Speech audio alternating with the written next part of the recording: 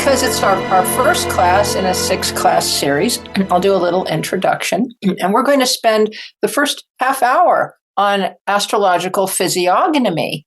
And as you all know, I wrote a book over 30 years ago that was on every aspect, planets, the modes, the signs, everything. And I spent many, many years studying all the particulars. And then I would find books by three or four other writers, usually just on the signs, and they would corroborate everything I was seeing and sometimes add another little thing. It's sort of like bird watching. You find little traits. Oh, the Aries ear, and you'll see it over and over again. But I have to say that this is an equal opportunity class, something to offend everyone. So we're discussing Aries or Libra. We're not talking about necessarily you. We're talking about traits you often see in combination, or a few of them, sometimes all of them, in people with dominant Aries in their chart. And I found about 1 in 2 Aries are very good Aries. Aries always shows up. About 1 in every 2 Moon in Aries can be a very good Aries. Aries ascendant, maybe 1 in 3.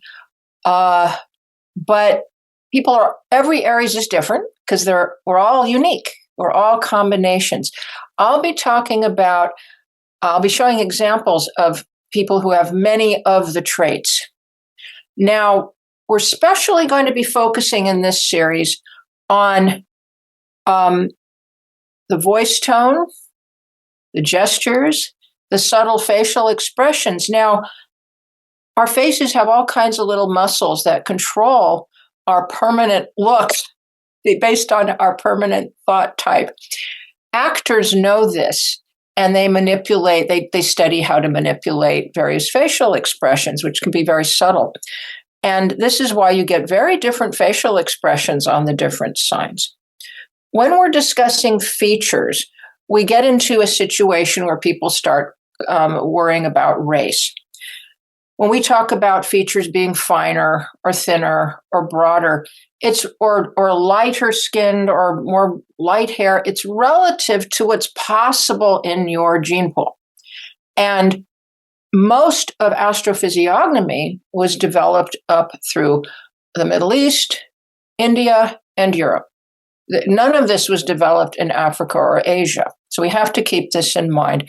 Asian face reading manuals have their own rules just for the Asian eye, which are not applicable much to other groups. So you have to be very delicate here. So I'm not discussing race at all. Okay, let's be very, very clear. We're discussing astrological types, which you see in all races. For instance, Elizabeth Kubler-Ross had a very big, broad smile, but very, very thin lips. So it's more the expression and how the muscles underneath the face are being used when I'm saying broad or pinchy. And some people are just extremes. And so we have to keep all of these things in mind. We're discussing astrological types. We're not discussing you personally. We're looking at traits and gestures and the thoughts behind them.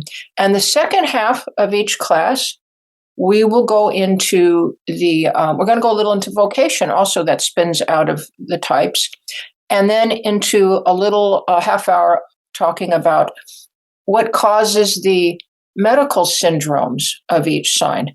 Most of this material you won't find anywhere else.